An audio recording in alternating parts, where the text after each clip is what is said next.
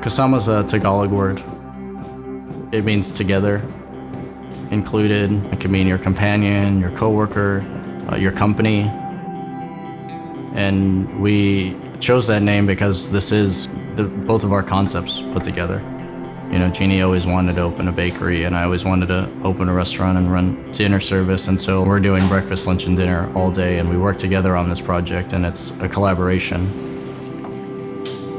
When people eat here, I want them to know that we're trying to make it worth their while. Like, you come into a place and you spend money, and you want to feel good about spending your money somewhere, like something that you can't do at home. That's why we do it, is because we don't cook for ourselves. You know, we cook for other people, and that's the point. I was trying to think of things and Googling Tagalog words. You know, it has a lot of different meanings depending on the context, but just saying included and like your company, you know, yeah. Who you're with. It's like, that's why you eat, you know, out. It's like to dine and like talk to people and like, and get together, you know. And so like having that company and having those people around you, that's Kasama, you know. My parents grew up with nothing. They immigrated to the States with nothing, and they built a life for themselves, which I can't imagine ever doing.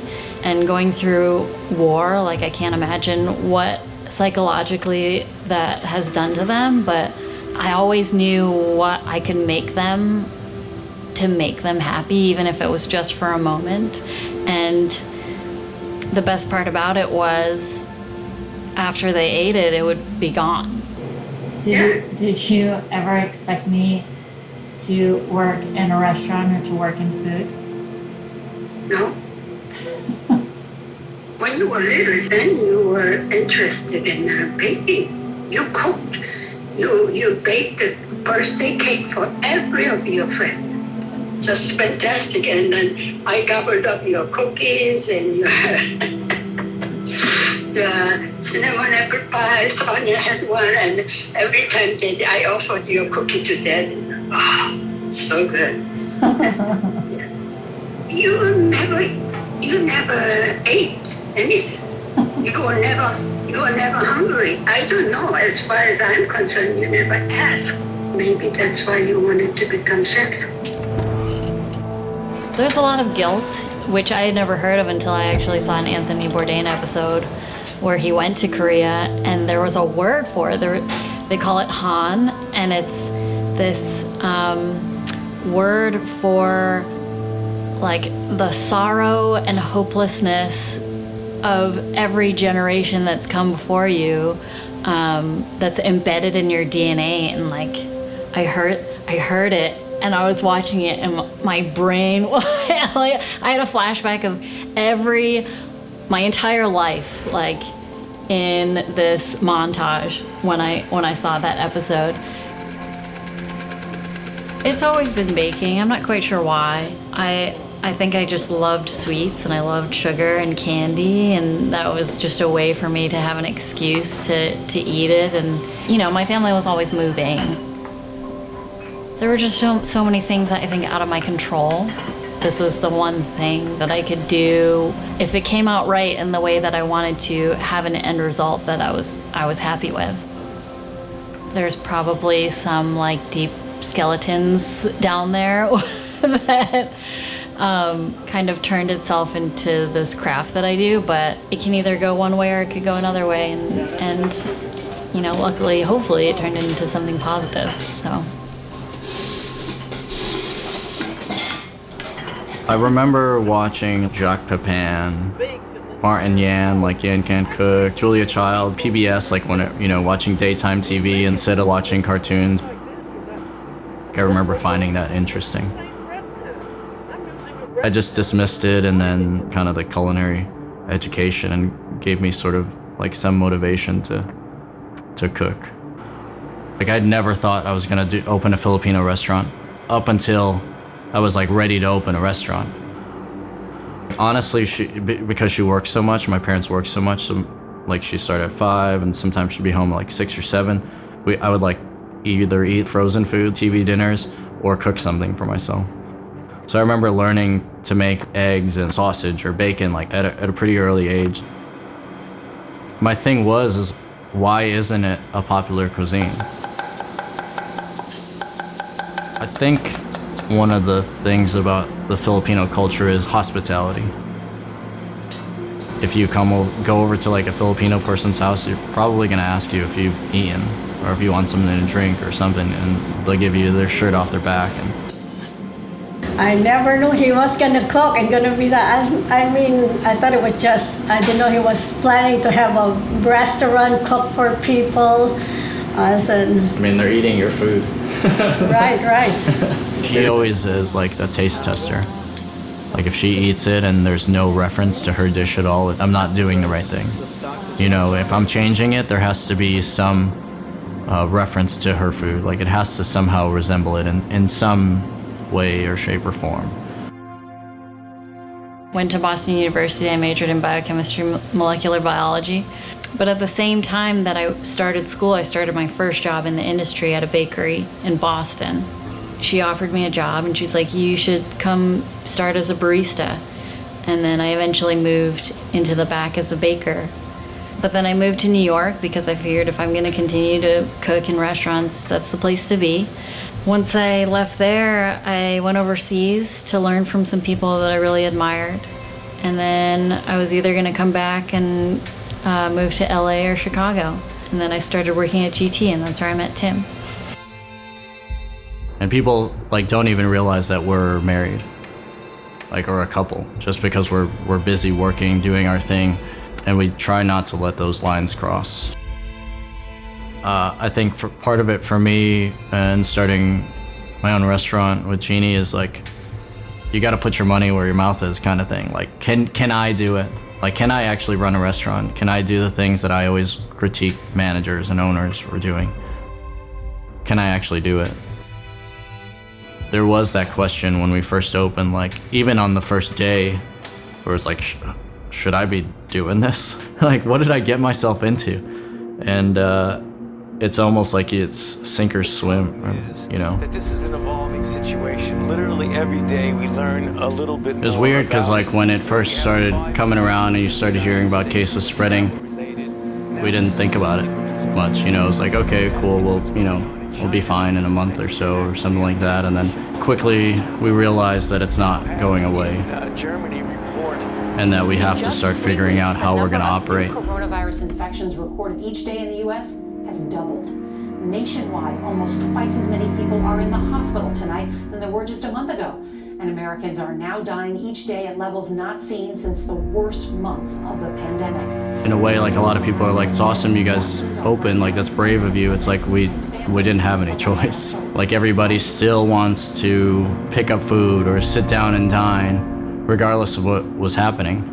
And nobody was stopping that. But I don't think necessarily we were treated the same as like front line when it's like most of us don't have health insurance. Own money in order to make outdoor dining possible. Filmed this incident where her restaurant is required to close. The work I did for outdoor dining, for tables being 7 feet apart, and I come in today, this being set up for. How do you pay your rent when you can't even open? I'm losing everything. Everything I own is being taken away from me. And they said all those restaurants that you loved, a lot of them aren't gonna be there, you know, and our main goal this year was to stay afloat. I just don't know if it's ever really gonna go back to how it was. You know, the war was when I was 5 years old. But that's why I can be critical, you know, sometimes. Because the good times, peace times, everybody seems like, very nice and sweet and all that, but you never know until something happens. We were lucky. I can't stress it enough. Like the timing of everything that happened for us was luck. The opening day at Kasama where I was like, am I ready for this? Can I actually do this? I don't know. I don't know if I'm cut out for this. Like, so. And I mean, there's definitely been some challenging points in the restaurant. I mean, it's hard. It's a hard industry to be in, and unless you really enjoy cooking for people, I don't know why else you would do it. You know? So why didn't you quit? Like, what was the factor that kept kept you going? Like I saw myself being a chef in the end. Yeah. And that always helps me, is like seeing where I want to be and then doing the things to get there and realizing like opening day was hard, but by the end of the week, we're going to be fine. Mm-hmm. And you just learn from it, and you learn what you don't want out of your life and your career as much as you learn what you do. And for the both of us, we took all of those things and we're trying to create it here. And it's different because of this past year and COVID and everything, but we're still working towards that. And we're never going to forget the ultimate goal for us in creating that culture. So the thing that Genie and I say about the food that we try to put out is it's just regular food done well. I think my purpose for opening this, deciding to do Filipino food, like I want people to eat the food.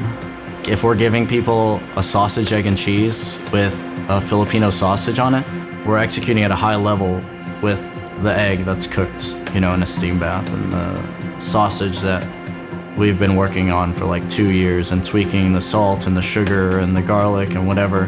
And as a guest, you don't really think about that. You take a bite and you're like, is it good or not? It's much more familiar than people think. You might hear something like adobo, or kare-kare, or lumpia Shanghai, or pancit, and like, I don't know what that is. I have no reference to what that is. But then, if you tasted those things, there's not like crazy flavors that would jump out at you and be like, oh, that's an acquired taste. And so that's how we want to portray that food. Elevate Filipino food. We use it on a barbecue platter where we serve it with ribs and the house-made sausage, and we serve it on 2 pieces of white bread on a little metal tray. And people see barbecue platter on the menu and they're like, I know what that is. I'm gonna get that. But they don't realize they're eating Filipino food and the Filipino flavors. My point is, it's supposed to be a stepping stone to Filipino cuisine, to the culture. And they're eating my mom's dish. And they're eating my mom's recipe for pancit and chicken adobo. And so it's like her food elevated. And so like, it is a thing to make my mom and dad proud, serving the food to people who have never had it before. Well, he's an artist. Cooking is a form of art. Art is creation. Well, I love golf. I mean, there's no way me comparing to the king. The king. I'm just happy that my name is in the restaurant. Genie. She make flour. She make mysterious thing with the flour and the sugar, I guess. So she calls her the pastry queen. I call her pastry queen. I wanted to create a destination bakery for the city of Chicago. Earlier on in my career, recipes were everything. You found the good ones, you sought people that did amazing things, and you were like, I have to get those recipes. Working with Tim and Savory and seeing what they have to do to get to that point, it's completely freed me. It's changed my entire process. It's surprising because the things that I get the most response for now are the things that I probably manipulated the least, and which is completely opposite from fine dining, because there were desserts that I was doing that had a dozen touches to the plate. We're like, what hasn't been done? Everything's been done. But how do you make that, how do you put your own twist on it and make it your own?